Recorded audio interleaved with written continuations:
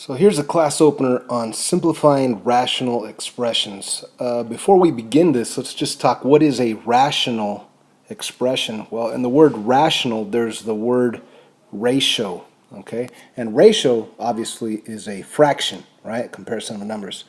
So when we want to simplify a fraction, traditionally you probably think, okay, 14 and 16, I could reduce both of them by 2, so I could divide both by 2 and it'll reduce down to 7/8, which is absolutely correct. The answer is 7/8 because 14/16 reduces the 7/8. However, I want to invite you to think of it in a different manner here. What I want you to do is to think about the 14 here, and let's rewrite the 14 as 7 times 2, okay? 7 times 2. And let's look at the 16, and let's rewrite the 16 as 8 times 2.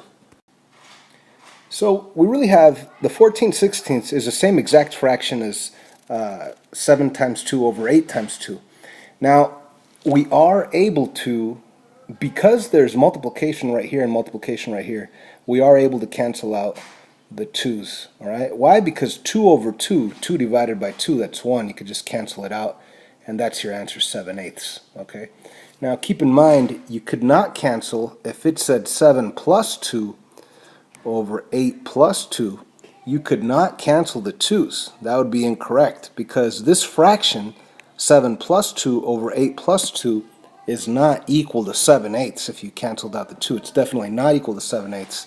It's actually equal to 9/10, because if you add the top and you add the bottom, you get 9 on top and a 10 on the bottom. So I guess it's very important to state this. The only way you could cancel things out is if you have multiplication. Again, the only way to cancel is if you are multiplying, not adding or subtracting. Okay? So let's take a look at these. So on this first rational expression, we have 3 plus 2 over 2. We already know that 5 divided by 2 is 2.5, okay? You cannot cancel these 2's. Why? Because we're adding on the top. The only way you could cancel, it says right here, the only way you could cancel is if you're multiplying, not adding or subtracting. There's addition, you cannot cancel. But over here you have 3 times 2 divided by 2. So because there's multiplication, you are able to cancel, right? After all, if we were to work this second fraction out, 3 times 2 is 6, and 6 divided by 2, the answer will be 3. But you could see that when you do have this multiplication, you could cancel them, right? And you have your answer right there. It's the same answer as if you were to work it out. So once again, a third time, the only way you could cancel is if you're multiplying, not adding or subtracting. So ladies and gentlemen, this is true also when you have variable expressions, right? Right here, you just have numbers, but it's the same thing when you have variables involved. Right here, you cannot cancel because there's addition. Right here, you could cancel because there was multiplication. So let's take a look at one with variables. If we take a look at the left fraction, that's pretty simple. You can cancel out x's, and on the second fraction, you cannot cancel out x's. Why could you cancel on this one and not this one? Because right here you have an addition, and over here you really do have multiplication if you think about it. What is this numerator saying? 3x. What does that really mean? It means 3 times x. So because there's multiplication, and there is no addition or subtraction, you are able to cancel the top x with the bottom x on that first one. So the answer would be 3. The other one, you cannot cancel the x's because of the plus sign that's right there between the 3 and the x. So let's take a look at this one. Please write this down in your notebooks and let's think about this. Could I cancel this 5 with this 5? And you're probably thinking, well, there is multiplication right here, but see, the thing is there's an addition sign, right? Addition or subtraction. The only way you could cancel is if you have multiplication, not addition or subtraction. So you cannot cancel the 5 with the 5 yet, okay? So this is where today's lesson kicks in. We've been factoring for quite some time. We always started by factoring out the GCF, but we've factored with many other different methods, right? Quadratic trinomials, where you think what times what is the last one, that if you add together is the middle one. So we have numerous methods of factoring. Let's start with the easiest, most essential type of factoring, which is factoring out the GCF. So let's just focus in on this top expression. And what's in common in both terms, the 5x and the 10? Well, the GCF in this case is 5. If I do pull out a 5, what will I have left up on top? Well, if I pull out a 5, I'm going to have an x plus 2 left over up on top. If I pull out a 5 from 5x, if the 5's gone, there's just going to be an x, that's what's there. If I pull out a multiple of 5 from the 10, then there's going to be a 2 left right there. So what I did was, from the 5x and the 10, I pulled out the 5, and now there's just an x plus 2 left over. Okay, so now we truly do have something times something. Even though there's a plus sign in there, it's really something times something, right? So we really do have the multiplication that we wanted without addition or subtraction. Okay, do you see that? Where you have 5 and the 5, now you could cancel them because it really does say 5 times something. Even though that something's a binomial, yeah, there's a plus sign, whatever. It's inside parentheses, it's really something times something.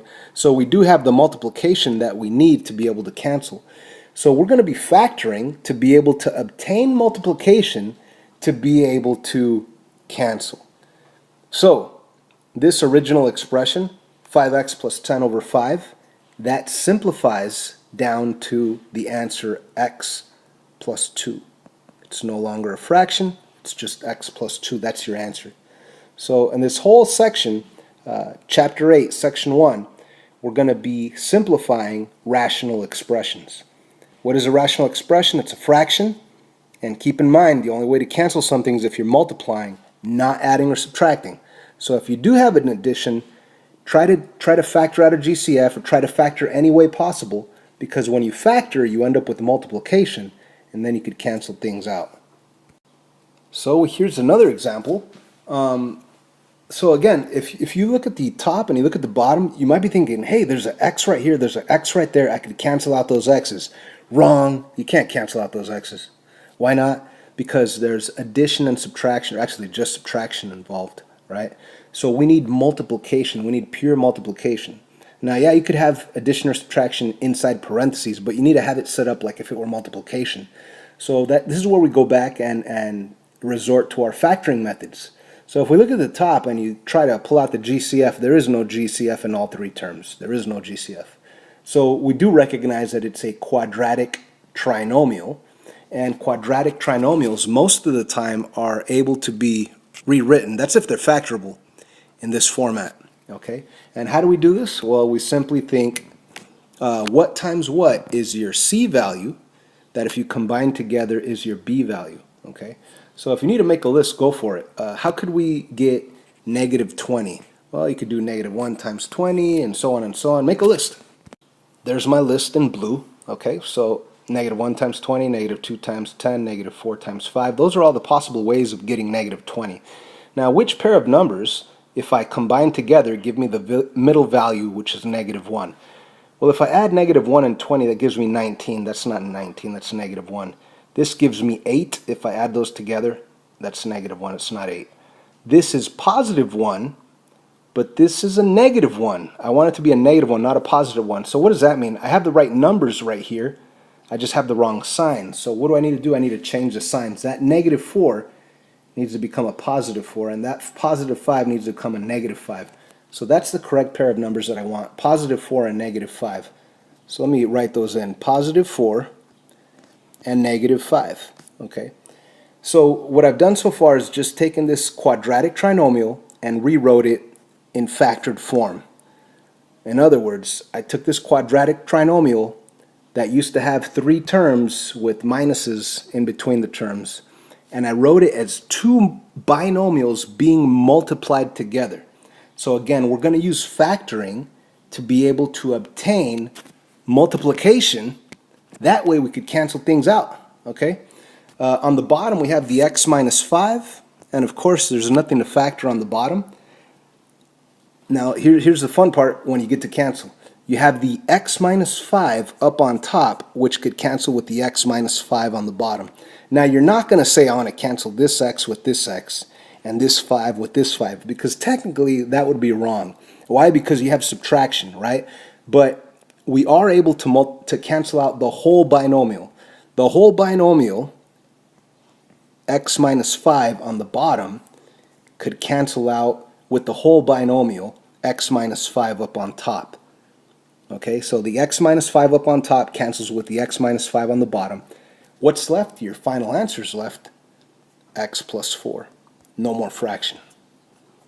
So this original rational expression that had a quadratic trinomial up on top, a binomial on the bottom, we factored the top, converted it to a binomial times a binomial. Why do we do that? To be able to obtain multiplication, to be able to cancel things out, to be able to get our simplified rational expression. Okay? So once again, originally, you can't cancel. Why not? Because there's no multiplication. There's subtraction all over the place. So why do we factor? To be able to obtain multiplication, to be able to cancel, and then get your final answer. Again, these guys canceled right here. So here's another rational expression that we can simplify. Again, if you're looking at this and you're thinking, oh, there's a 2x up here and a 2x down there, I could cancel them out. Nope, that's wrong. You can't do that. Why not? Because there's a plus sign in front of the 2x. There's a minus sign after the 2x. There is no, you need pure multiplication to be able to cancel things out. Okay, the only way to cancel is if you're multiplying, not adding or subtracting. Or here we're adding, subtracting, subtracting. So you cannot cancel yet. Even though you have the same exact thing, 2x and 2x, you cannot cancel out those 2x's yet. Okay, so what do we need to do? We need to factor. Why are we going to factor? To be able to get the multiplication that we need to be able to cancel. Okay, so let's focus in on the top one first.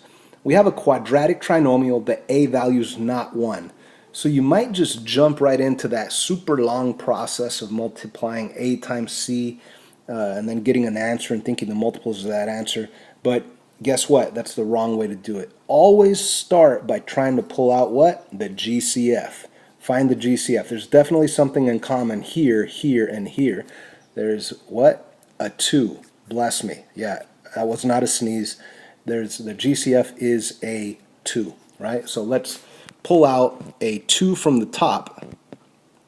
And if we do pull out a 2 from here and here and here, what would be left inside the parentheses? X squared would be the first term, and the second term you would have just a positive x, and then the third term you'd have a negative 6. Okay? And on the bottom we could also pull out a 2, so let's pull out a 2 from both of these terms. If I do pull out a 2 from the 2x, of course we're just going to have an x left over, and if I do pull out a 2 from the negative 4, we're going to have a minus 2 left over. Okay? So now what we've created here by factoring out the GCF, over here on the top we had addition and subtraction. Now we really do have 2 times this polynomial, and we also have 2 times this binomial. Should have called this a trinomial. Anyways, now that we do have 2 times something and 2 times something, now we're able to cancel out those 2's, and we have this new simplified rational expression, but we could still factor further, right? This top one says x squared plus x minus 6. We know that that's a quadratic trinomial that could be factored into this. So I rewrote the whole thing.